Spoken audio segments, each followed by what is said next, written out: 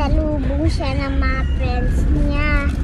Pero hindi ko kilala yung mga friends niya. Sabi daw ng friends niya, bakit daw siya nagagawa?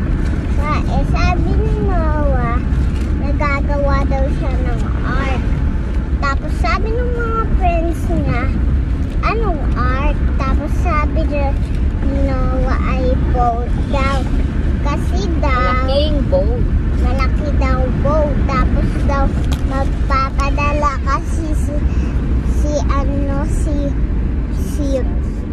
Jesus ng baha. Tapos, tumawa yung mga kaibigan niya.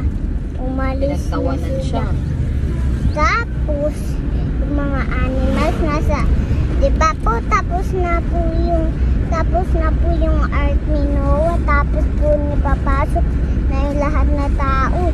Tapos po, sabi daw po ni Noah sa mga tao, magpapadala daw si Jesus ng baha. Kaya po, hindi sila niwala. Na lang sila. Nagtawa kay Noah. Tapos po yung family lang po ni Noah ang sumakay sa boat. Tapos po yung mga animals. Tapos po, nung nasa boat na sila, paalis na sila. Bumaha na. Yan. Tapos po yung mga tao nagtatawahan pa din kahit may baha. Tapos po yung mga baha nandun na. Yung lupa na po hindi na po makita. Tapos po yung mga tao doon nagtatawahan.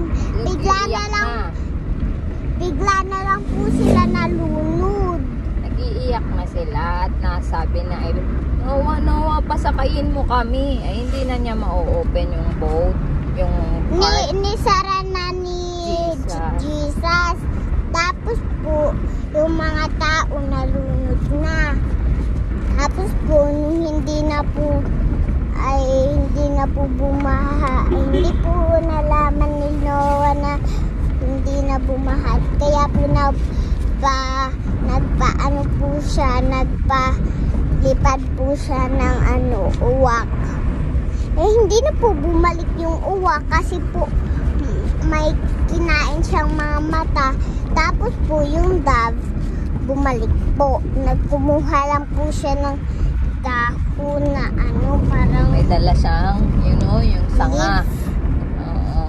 Tapos, ibig sabihin ay, meron hindi na nabaha. Tapos po, nung